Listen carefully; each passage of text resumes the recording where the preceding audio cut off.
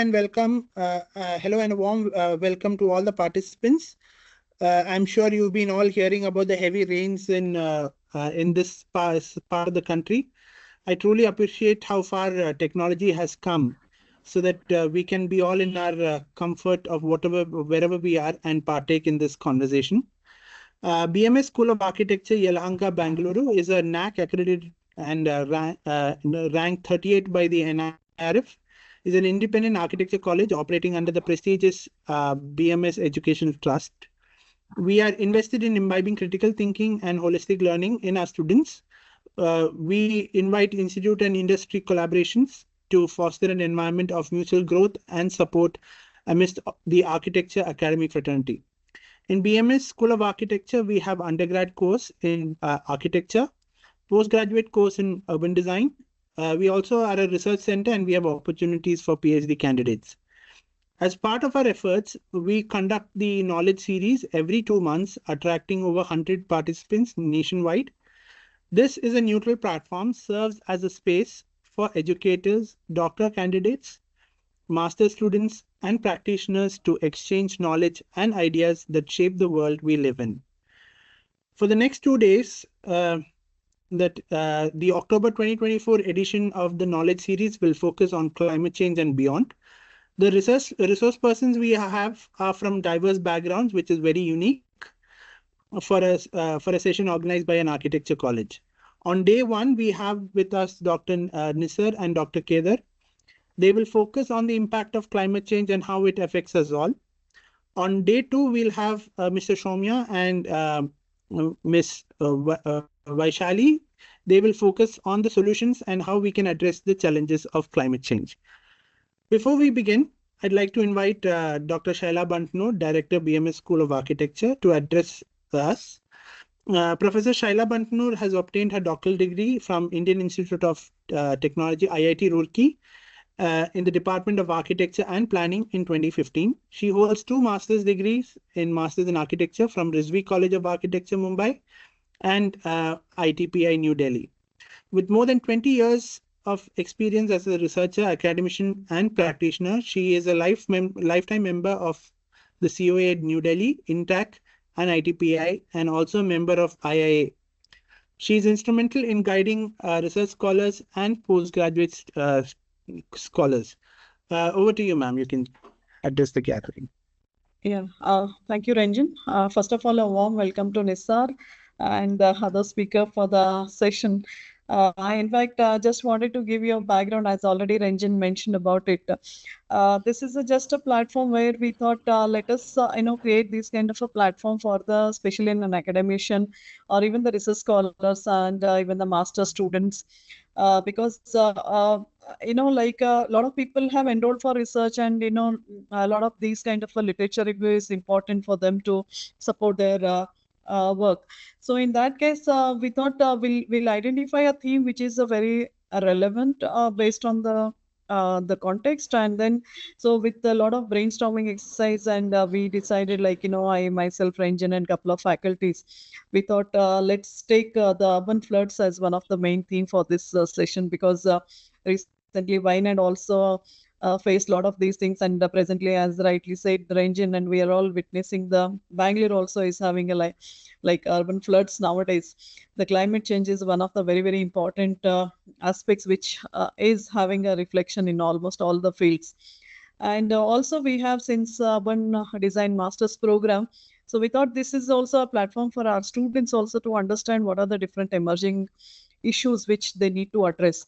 So these are the things which taking these things into consideration, we started this knowledge series, and I think this is for the first time for Ranjan, who is now taking care, where we are now this time, maybe this whole year, we want to focus more on urban issues and a lot of relevant fields, the very apt issues which can be addressed in these discussed in these platforms.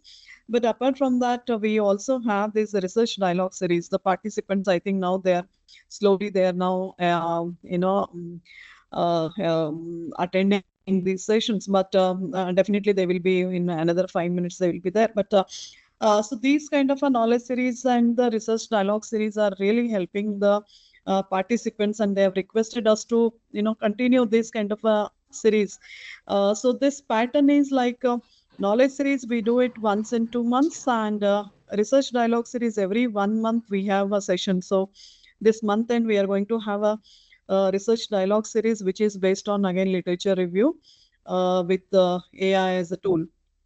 And so with this, I think I want to welcome again Nisar, because this is post-COVID. We got all these platforms where we can meet all the people even through the online. So that is what we want to take this as an opportunity, and then take this as a platform to discuss a lot of emerging fields. And if you see, we are not limiting ourselves only for an architects or an urban designers. We wanted to invite the people from various different background, even economists. I think a couple of speakers were also from different backgrounds, not only from the architect and urban designer. So this is what I think I should say. This is a specialty of this kind of a knowledge series, which we have started from last year.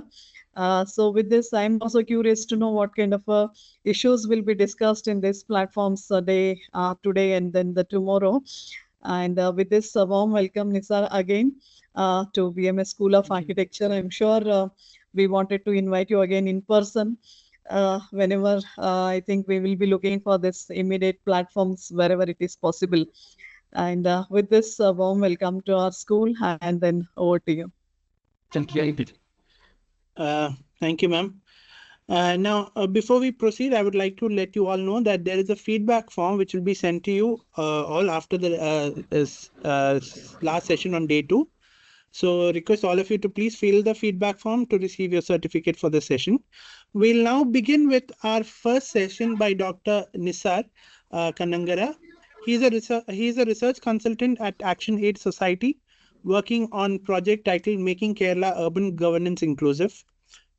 Before joining Action Aid, he was a postdoctoral associate in Inequality and Human Development Program at National Institute of Advanced Studies in Bengaluru. In 2023, he received the prestigious British Academy Knowledge Frontier Symposia Fellow Award. So over to you, Nisar. The whole platform is yours. Thank you, Ranjin, for a nice introduction, and also thank you so much for inviting me for this program. I'll start my presentation. My topic, is it visible, right? No, yeah. You can press the slideshow button now. Yes. So my topic of today's presentation is that the impact of climate change in the rural communities. Everyone knows that climate change is the larger issue that everyone is trying to understand its complexities. Every disciplines, like almost all disciplines, are now engaging with climate change to try to understand and try to mitigate the issues that human and other species on the planet are experiencing. So what I'll do today is that in the last 3 years, I was working on a project on climate change in the rural India. So I'll be presenting on my experiences. I'll tell the stories of 2-3 villages in India's one of the most exposed district, and where we studied 3 villages, one on the coast, a fisherman village, and one on the plain land, the village which was known for the paddy cultivation, and another village located on the hills of Western Ghat. And I'll be telling the stories of what people are experiencing in the last 3 decades in these 3 villages, and that will give you some insights on the insights to understand the larger complex way in which the climate change is interacting with people and other species. So before moving to the village, I will introduce some of the concepts which is important to understand the climate change. The climate change, when we understand the climate change, it is also important to understand what is climate change and what not climate change, right? In everything that we are experiencing is not climate change. There are to say that certain things are climate change. There are some scientific parameters which need to be fulfilled, right?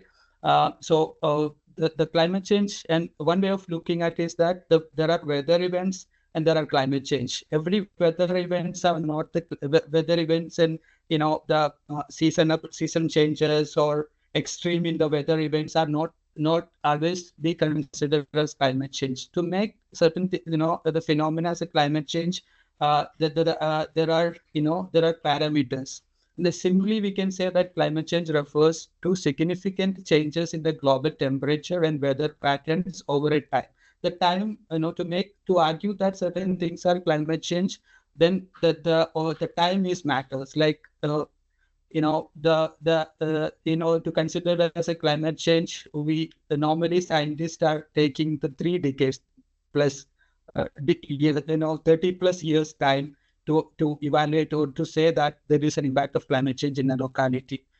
It is rightly defined in the Intergovernmental Panel for Climate Change. It's a larger UN body.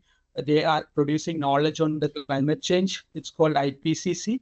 They define climate change as a climate change refers to a change in the state of the climate that can be identified by using statistical tests, by changes in the means and or the variability of its properties that persist for extended period, typically decade or longer. But when we study about the climate change, most of the time scientists will be taking that if we are not covering the more than 30 years. So the time to say that certain things are climate change, then the first parameter is the time that should be typically say that decades or longer, but it's minimum is 30 years. That's what scientists say. The United Nations Framework Convention of Climate Change, UNFCCC, defined the phenomena as a change of climate which is attributed directly or indirectly to human activity that alters the composition of the global atmosphere and which is addition to the natural climate variability observed over comparable time periods. Here also, the time period is an important thing.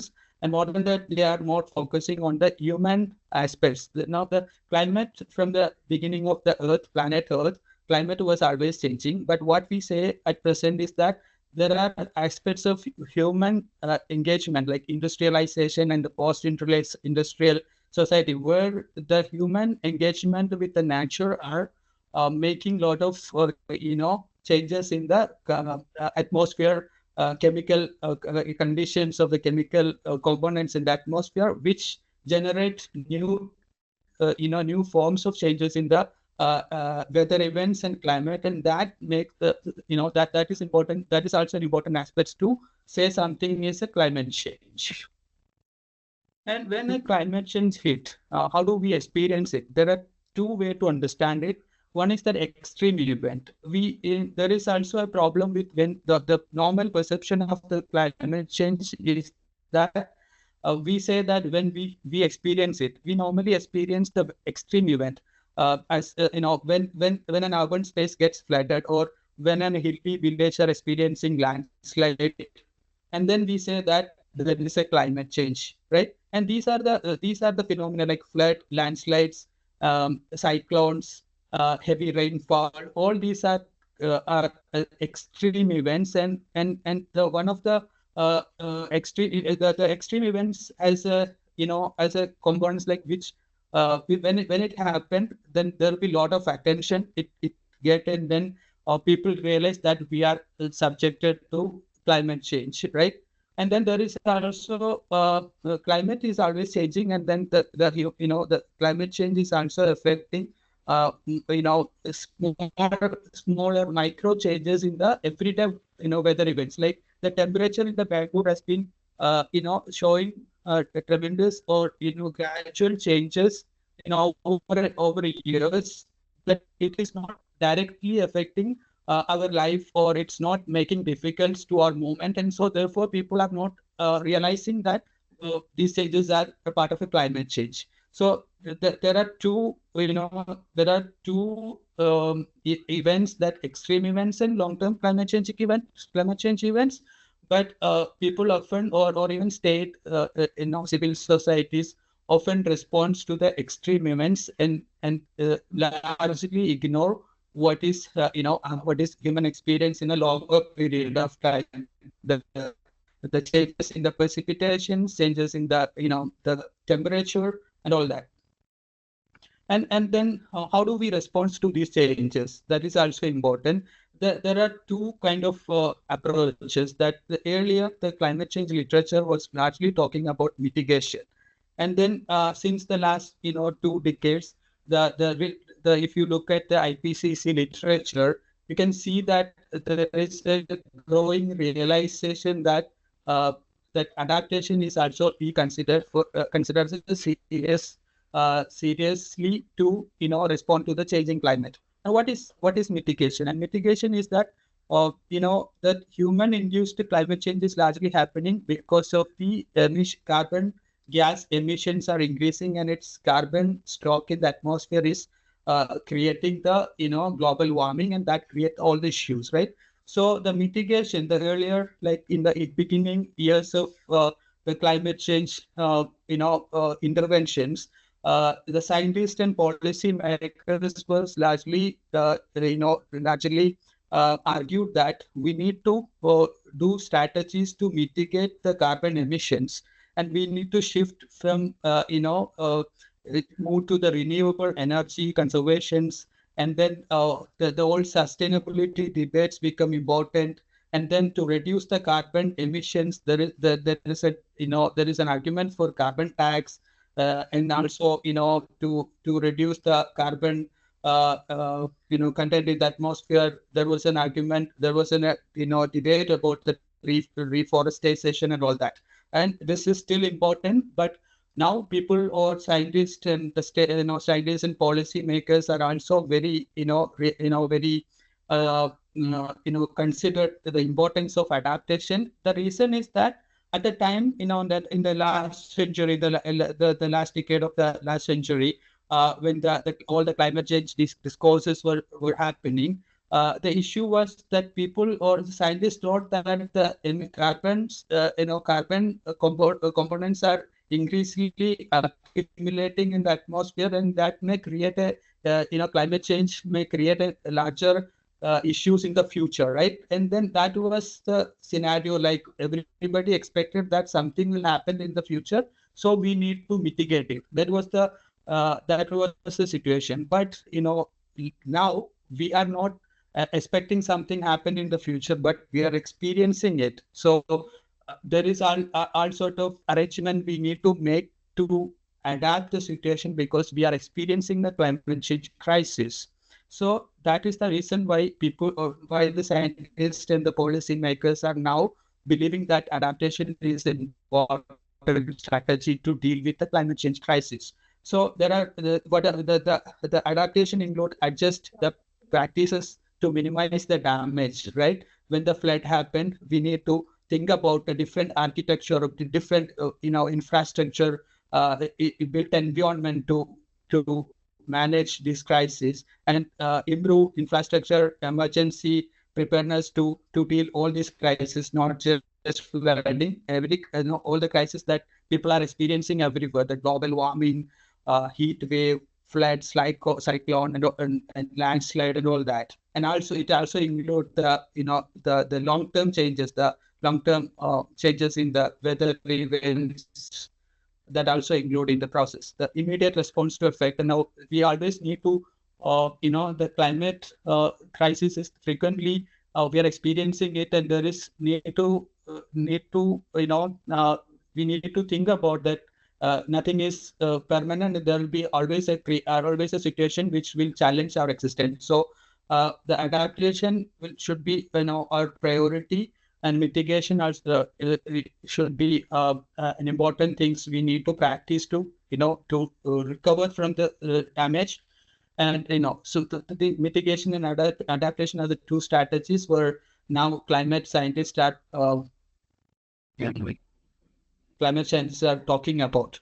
So yeah, mitigation and adaptation strategies are different, and both are different things, and both different mechanism they operate. And then mitigation, if you look at the most important strategies, mitigation strategies, you can see that renewable energy, there is a demand for the renewable energy efficiency improvement, and then sustainable agricultural practices to reduce carbon emission. there's a ecosystem restoration and protection and demand for that, and infrastructure resilience, and where architect people need to do a lot of efforts to make the infrastructure resilience to the climate crisis, and then water resource management, which the water is a major resources which is having a lot of crisis in the climate change era. So when I move to adaptation, adaptation is the recent thing, and there is a realization that we must adapt to the situation because climate change is inevitable, which is happening now, which is no more a future thing, which is at present, which is happening in a different form. So we need to adapt it. And then the adaptation, when we look at the adaptation are there are two types of adaptation that we can see in the climate change literature. One is that planned adaptation, and another one is autonomous adaptation. Planned adaptation is that there is a state and scientists, policy makers, scientists and state, they are realizing that we are experiencing more flooding every year, and so then we need to adapt it, and we need to make scientific effort to adapt the flood or any other climate change crisis. So there are scientific interventions at the top level, and then there are government institutions and a mechanism at the in between, and then there are ground people are affected people, and then there are governance of adaptation, which is government operate with the help of scientists and policy makers and bureaucracy, and then they implement it. There are, for example, like when Kerala was experienced a flood in 2018. Then the next year onwards, there is a intervention in the architectural intervention in the grassroots level. The policy makers have suggested certain kind of architecture will be resilience to the frequent flooding, and so now people are doing it. Like state is implementing it, and people are doing it. Like that kind of a planned intervention are called the planned adaptations. And at the same time, there are adaptation where people are intuitively and spontaneously adapting the crisis. Like, well, not all the all the crises are not be able to manage by the government, especially when the long-term changes happen to a place where the government or the civil society engagement will be less. Say, for example, even when the landslide happened in Wayanad, the all media, all the government machineries there were focused in the locality, and they were trying to rehabilitate the people, and doing all the sorry. First, it's one or the water and then surround the select master to that being whatever required, that's back on the long down. 1 minute. I request all the participants to please mute your mics. Nisar, just give me a minute. Let me see who's the. Sure. Yeah, the down down the board. Yeah, sorry, Nisar. Yeah, I've disabled his mic. Okay. It's okay. Yeah, then the autonomous adaptation is an important. I said there is a long-term changes where government and civil society will be less engaged, right? And those kind of situation happen. Look at the case of farmers in India. Look at the case of fishermen in India, where they are experiencing the climate change crisis in their everyday life. Like, when temperature increases, which affect the movement of fish in the sea, which create difficulties to the fishermen. But no civil society engagement will happen to that issue. No government support will come to that issue. Similarly, look at the case of the paddy cultivators in Kerala. Most of the case that February and January is the harvesting time. If the rain comes in at the time, and then a small flood happened in the village, in the paddy field.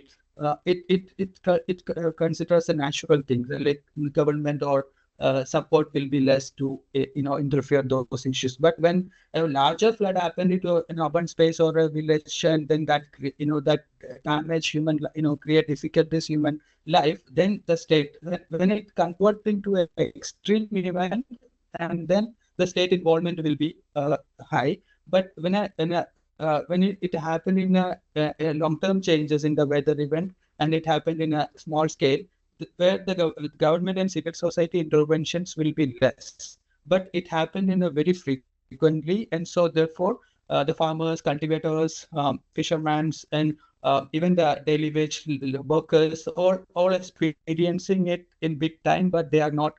They what they do is that they do themselves with spontaneously and intuitively. So this is called autonomous adaptation.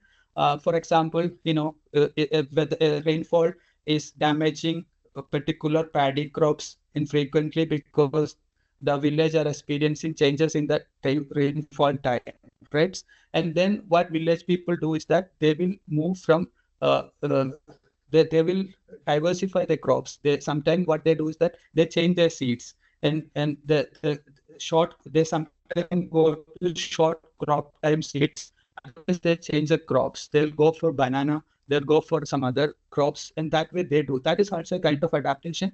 But that also you can see in the architecture, like the built environment. People, when the flood happened, in the most of the houses in the located in the paddy field, where people used different techniques to lift their house and do some mechanism to resist the flood. This kind of intuitive responses which we can see everywhere in every field, but it is not recognized much in the literature. But it is also an important phenomenon in the climate change regime to understand how these things are working. And then there is a concept maladaptation, which is so important. Maladaptation is that adaptation is a important concept in the climate change, dealing the climate change, but always not always all the strategies will give positive benefits. Like there are certain occasions where we government with a good intention or people with a good intention do a strategy to adapt the crisis, but the output will be negative. So, for example, when the coastline changes or the coastal erosion happened, you can see in their villages in the western coast, their government put the sea protection wall, but it created additional crisis to the nearby villages, because when the most of the villages experiencing it, that when the sea protection wall construct and that particular area will be protected, but negative the repercussion will happen in the next village. So where the people move to another village, which affect all their livelihood, and those sort of things. That is called the maladaptation, which is if you think about your field in architecture, you can also see the example for the maladaptation, which is also a prominent concept in the climate change literature at present. So from here, I will move to my study, the study which I was part in the National Institute of Advanced Studies. We looked at inequality and autonomous adaptation in India. What we did is that we initially try to understand a place which is exposed to the long-term changes in the climate change, and then we did a field work in the district, and we try to identify one district in India which is most exposed to the long-term changes in the climate change. The reason we choose the long-term changes in the climate was that long-term changes in the climate is largely less regarded in the governmental or state or scientific interventions. So we thought that those places people will have the more intervention, their own interventions, like autonomous adaptation. So that is the reason we selected a village which is most exposed to long-term, not village, a district which is most exposed to long-term impact of climate change. So we identified in a process, like we took all district and collected meteorological data from all districts in India, and we considered the key indicators, the temperature and precipitation, and then we analyzed 30 plus years data from the meteorological data from across the district in India, and we identified that there are 78 districts in India which is most affected to this long-term impact of climate change. And then we add further events like floods, drought, and heat waves. And we identified that there are 10 districts which is most exposed to these changes. And then to identify, to narrow down to a single district in India which is most exposed to climate change, we added cyclone and extreme rainfall events. And then we find that Kachar in Assam and Kozhikode district in Kerala are the most exposed districts to these long-term and extreme events in India. And then we identified Kozhikode to do a field work because Kozhikode has a diverse terrain, which has a part of Western Ghats, and then it has a midland, and it has a coastal area which is facing to the Arabian Sea. So we identified Kozhikode as a potential site for understanding the autonomous adaptation process in India. And in Kozhikode, we identified we took three villages, one on the coast, on the near to Arabian Sea, and one village called Tamarikulam on the midland area, which is known for the paddy cultivation. It is called as paddy bowl of North Kerala. And then Anupara is known for the plantation economy. So then I'll start with the first village, which is a fishing village in Elthura, and where we tried is causing the autonomous adaptation. What are the consequences of the process, and what is the role of inequality in the process of autonomous adaptation? These are the three questions we investigated on the three villages. And so, I'll tell you the story of the village. In the early 1980s,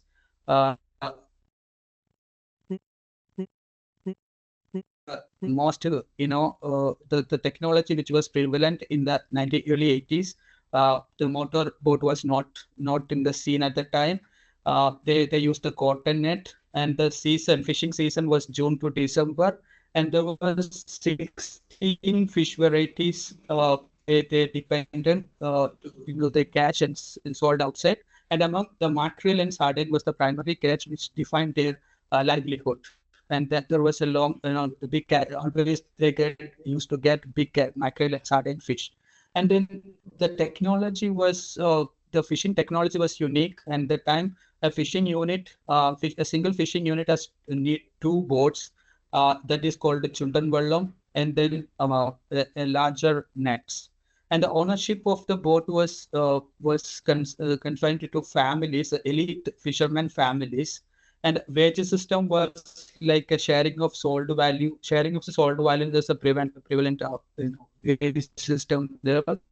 40% of the catch the laborers used to share, and 50% was that was a portion of the ownership on this and was reached the deities at the temple, and 5% was the charge that brought the men who did the dealings of fish marketing. They used to get the 5%. That was the profit system. That system still exists in the village. And so I'll tell you the social structure of the village that was prevalent in the 1980s, and there were four communities that existed in the village, and that was a fishing community. There were two communities. One was Mukwa. Mukwa was a Hindu fisherman, and there was a Muslim fisherman called Kuslan. That they largely find livelihood depending on the fishing. And then marketing, the fish marketing and other marketing was controlled by Muslims and Hindus. And these two are the Hindu caste groups. So Muslim and Hindu OBC caste groups. And then there was a servicing caste, Vishwakarma and Tia. They also existed in the village, and they did housing constructions and to coconut tapping and all that. So what happened the village in the later 1980s was that the changes in the technology, like earlier the family owned boats, and the technology that was in the nylon net, the cotton net replaced to nylon net in 1982, and the first propeller engine that came to the village in 1984. And then the fishermen in general in Kerala are considered the backward community, right? They're socially and economically backward. And so there was a government attempt to improve their social and economic conditions That's why NCTSC assisted integrated fisheries development project was initiated to the fishermen across Kerala, and as part of it, they designed a big boat and ring net, which was a new technology that government initiated this project, and they thought that the government thought that they can the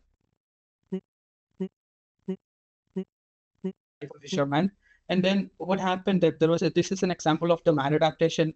Technology can also lead maladaptation. This the way the government implemented was that the government insisted that to form the grassroots cooperative movements in the villages, and then the government agencies provided loan to the grassroots unit, and then that unit they bought the bigger fishing boats with new technologies.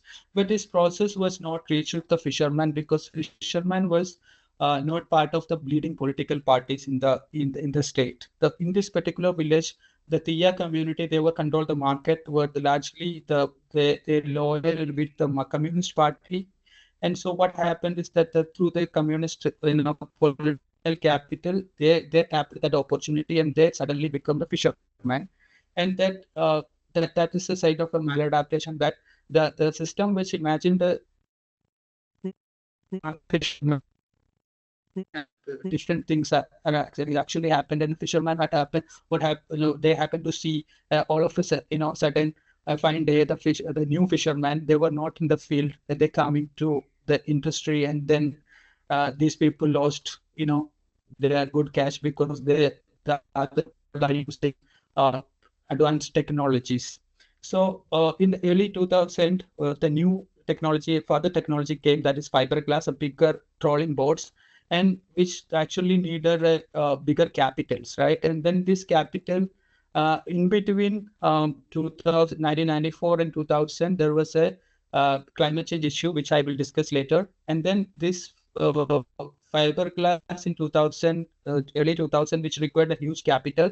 This capital, there is a mechanism to reach the Hindu fishermen received from Hindu identity capital from the city, and the Muslim who migrated to Gulf, they received it from the Gulf remittance. That's the way they managed the capital. Then what they experience in the climate change in the village is that the sea warming, and sea warming create two kind of issues. One is that the increasing temperature in the ocean will force the fish varieties to migrate to comfortable places. So when fishermen approach the fish, they won't get it, because there are two kind of movement you can see. One is that the entire the species will move to different places where they find comfortable. And then another movement is that the pelagic fish. The pelagic fishes are like the varieties of fish. They mostly live in the upper part of this water level. They will go down. They experience high temperature. They will go down, which make difficulties to fishermen to catch fish. Sardine and mackerel are the pelagic fish. So what most of the time when the temperature get high, this fishermen can't find their catch because the fish move down. That create fluctuations in the catch. And then the sea warming also another impact, that coastal erosion. And then coastal erosion in this particular, what you see in the picture is that these are the ruined buildings. It was a restaurant where the fishermen was used to have their breakfast and lunch, and also deal their fish marketing with their brokers. But it is ruined in the last, there's it was a busy fishing village 1 decade ago, but this is the situation now, where everybody left, and the harbor, the natural harbor itself, they abandoned. And these are we can see the village now. And so what happened is that the village in the later 2010, what happened is that they happened to see a lot of erosion happening, and the tide also, they experienced difficulties in sailing from their own natural harbor. And so people forced to move their harbor, and then that got their natural harbor got abandoned, and this is a situation now. And they also experienced extreme events in the month of June, normally the fishing season start. And then what happened that then the government issue, yellow alert and all that, and they can't go for fishing at the time. So it declined their work days, in the season. So what happened is that how do they respond to these changes? The response is that they could not depend on their natural harbor, so they have abandoned it. And then some people who moved to new bigger harbor, that distance like a 15-kilometer away from the village. This movement was not possible for everyone. Like uh, elder people, they find difficulties in getting into truck in the early morning and traveling to 50-20 kilometers to New Harbor. They find difficulties and they got early retirement. And younger generation also find it is early morning, getting up early morning and going for another harbor where they find multiple other difficulties. And they are also moved away from their own, fishing livelihood. So the fishing is now, you can see that most of the people who engage in the village in fishing are people in the age group of 40 to 60. They only are depending on the fishing, and they move to they every morning they go to other harbor in the truck, and then coming back by 3 p.m. or 4 p.m. depending on the catch they get. And what the other people do is that there was a movement towards Gulf. The movement towards Gulf was already existed in Malabar, and there is an acceleration. This crisis accelerated that movement, and there are a lot of people now they started looking opportunities or in the Gulf countries, and we're also they do the fishing in Dubai and Bahrain are the major places where the fishermen now do fishing. So and then the labor gap, the people from the village are moved to other countries, and then there is a labor gap, and this gap was filled by people from the West Bengal, Sundarban regions, and Orissa, the coastal belt of Orissa. There is a large migration from these regions to the fishing village in Kerala. The particular climate change is creating all sort of migration and a lot of other issues, and you can see in this slide lot more the way how climate change interact with multiple things, like people's movement from faraway place to a Kerala village, and Kerala people's migration from Kerala village to the faraway coast, and this also create economic imbalance in the village. The people who moved to Gulf countries from village was primarily Muslims, right? And the Muslims who brought the Gulf remittance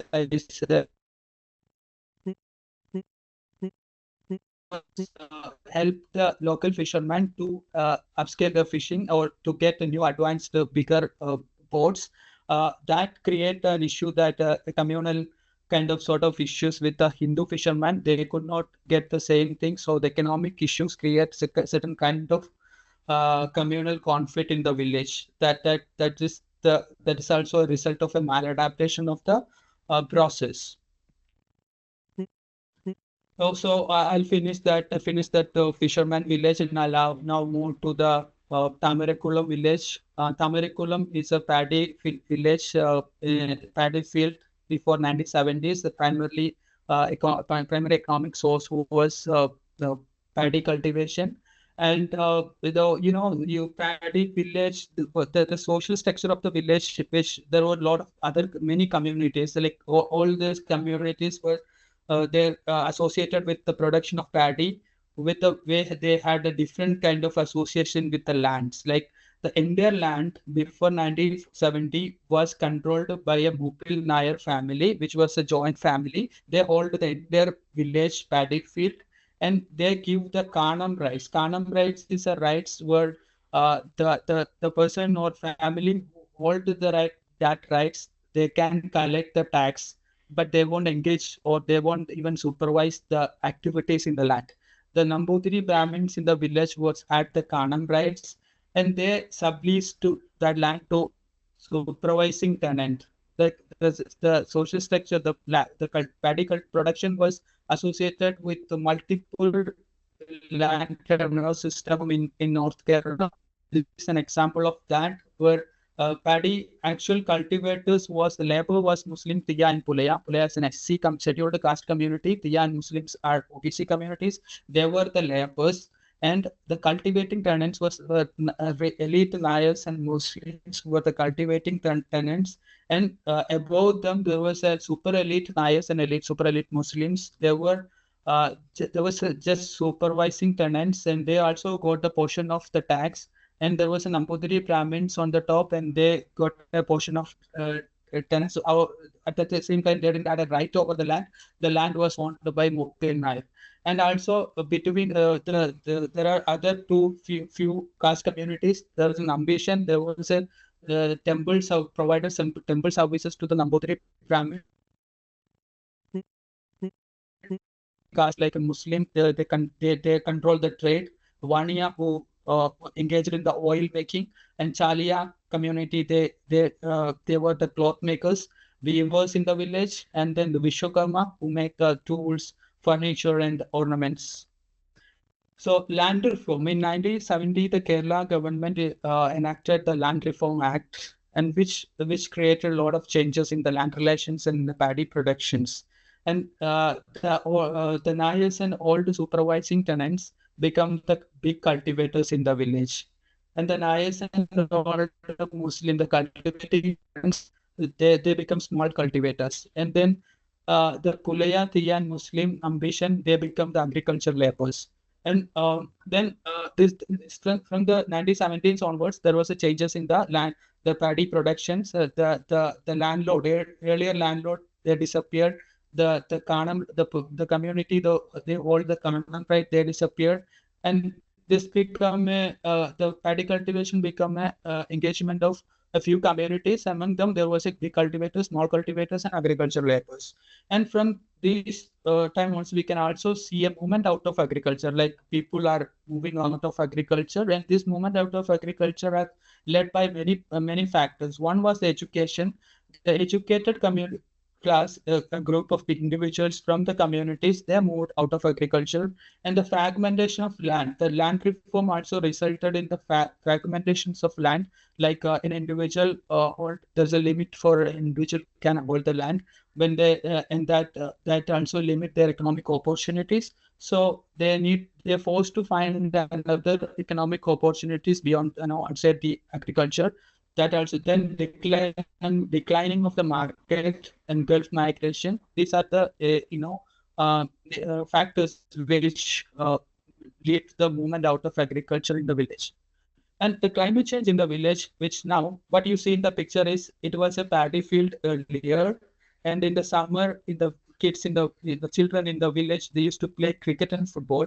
But in the last 20 years, they can't do anything because they can't cultivate, because it's always water. It's become a lake kind of place where this man is doing fishing now. There's no cultivation in the village. What happened into this village? I'll tell you the story. Like there is a two major issue. One is that sea level rise, that the salination of water that damage specific some areas in the village, field in the village. And then there's a rainfall variation, and rainfall variation create two sort of issues. One is that drinking water issues. That's heavy temperature in the summer, and then heavy rain in the monsoon. So that create two kind of thing. One is that drinking water issues, and the studies also suggests that the groundwater level is every year, and what is that creates difficulties to drinking water shortage in the village. And what the government planned adaptation did is that they created multiple. I think I'll tell you the story here. Like that the paddy field. I'll tell you what happened in the village in the last 20 years. That there is a shortage in the household. Like household water level, they are experiencing water shortage in the household. So government decided to construct pump houses near the paddy field. They thought that paddy field is a lower elevated land where they get where if they put near to the paddy field, they will get the water enough. But the water, keeping the drinking water crisis they experienced when the nearby paddy areas in the summer. And so what they did is that the Kutyadi irrigation, the irrigation canal, which constructed in 1970s to support the paddy cultivation in the paddy field, they now started opening the canal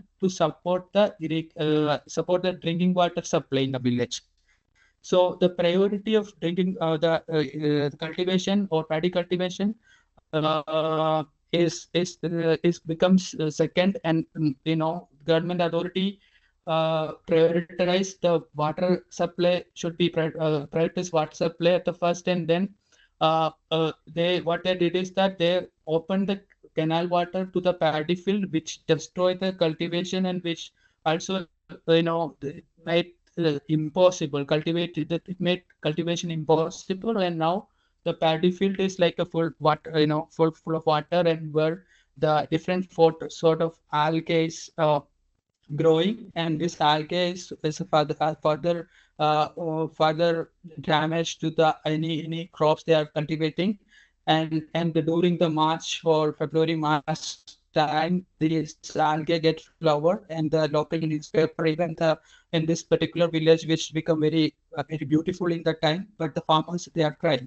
And I also, when I do the field work in this village, I happen to read that in Twitter by Anand Mahindra, who posted a photos from the village and saying that the river of hope, and that has happened in a many newspaper in Malayalam and English that covered, because it's very beautiful in the village. And the paddy field is with a pink color flower, and but actually behind the story is this. Now I will, so I need to explain the responses. Like what they do is that this person who did intuitively an autonomous adaptation process, what he doing is he's doing aquaculture, like fish culture he finds this as an opportunity. Like he's from a scheduled caste to Pulaya community. They were the tenants, and now what happened is that the landlords are now leaving, abandoning the field, and is this giving opportunity to the landless tenants to become a new tenant, landless workers to become a new tenants, and they're doing aquaculture or fish culture or those different sort of things that is okay for this land. So this person is doing fish culture in a 2-acre land, and he finds this opportunity in this process. And now I'll move to the next slide, which is about what happening to the hillside. The Anapara village, which is located on the Western Ghats, and where it was primarily a rubber cultivating site. The land was actually a forest land until and then British botanists and other scientists, they find that this land is feasible for rubber plantation, and in the Malabar area the land was cheap, and the land price was cheap at the time.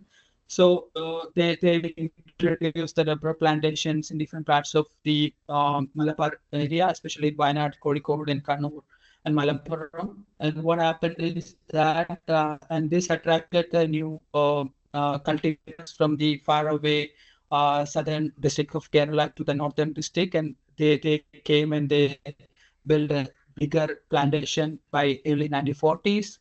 And this in 1970, what happened was the Land Reform Act, which was reflected in the plantation in different way. Many of the bigger cultivation, they left their land, and then that give scope for emerging small cultivators. And these small cultivators, they are the bigger stakeholders of the rubber, cardamom, and other spices they're growing in that area. And what happened since that the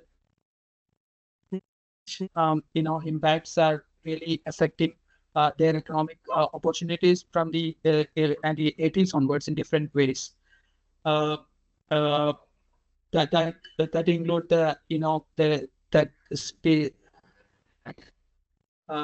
two events. One is the extreme event that create threat to the life and force the relocation, and the rainfall variation, which create major issues that are pest attack and diseases. This is a a major issue that plantation crops are experiencing, that rubber, arecanut, coconut, all are experiencing these sort of things.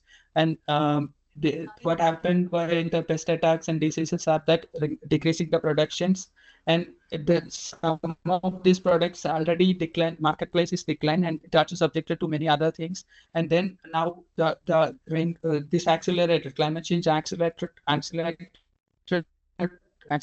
the vulnerability. And what people respond is that people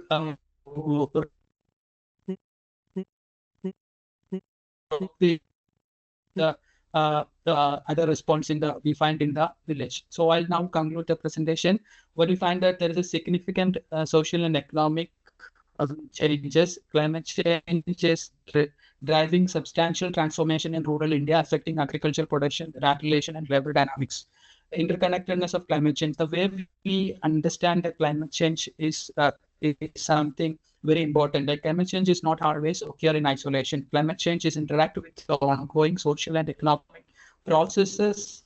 It exacerbate existing vulnerabilities and inequalities. It also sometimes offer opportunities, like what we see in the paddy cultivating village, where the community, they were at the receiving end of all the social reforms, they now got something at this due to the climate change. And reducing the maladaptation risk is an important concept, which an idea which we need to carry in our work in further. Like, by learning from natural adjustment and local knowledge, we can minimize the risk of maladaptation and promote more resilient and sustainable outcomes.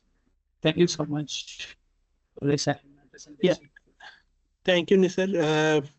So we do have a time constraint, so we'll just take maybe one question or two.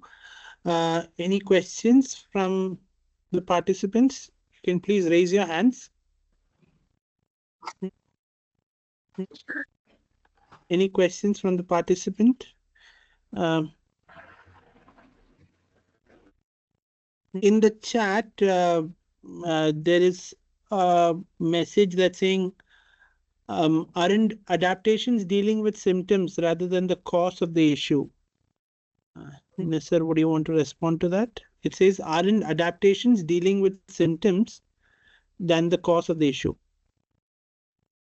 Yeah, if you mean that the autonomous adaptation, what people responding is that what they're experiencing, like what they immediately experiencing. They don't even realize that it is because of climate change. You know, in autonomous adaptation, it's a reality that they are experiencing certain things. They are not even understood, and they're realizing that they are responding to climate change. It's not necessary to realize that things are affecting by climate change. This is the realization is part of the scientific engagement and interventions. That is the process of planned adaptation. In the autonomous adaptation, they are they're responding to what they experience. It might be sometimes it may be cause, sometimes it might be other, it may be both sometimes. But what they do is that they're responding to the immediate experiences they are having in their life, everyday life. Right. Great. Thank you, Nisar. So Paran says thank you for one of the thank you that way one of the biggest adaptation mitigation required is rather a change in mindset of the masses. Okay, thank you, Paran. Dr. Nisar, I think we'll have to end the session. There's a little bit of time crunch at the moment. So thank you so much for being with us and sharing all these wonderful thoughts. It was really enlightening. Even for me, I was continuously taking notes and all these new things that even I learned today. So thank you so much for this. Thank you so much for. And like our director said, we look forward for you to coming into our campus for another opportunity. I'm actually eagerly looking forward for it. Sure. Thank you. Thank you so much.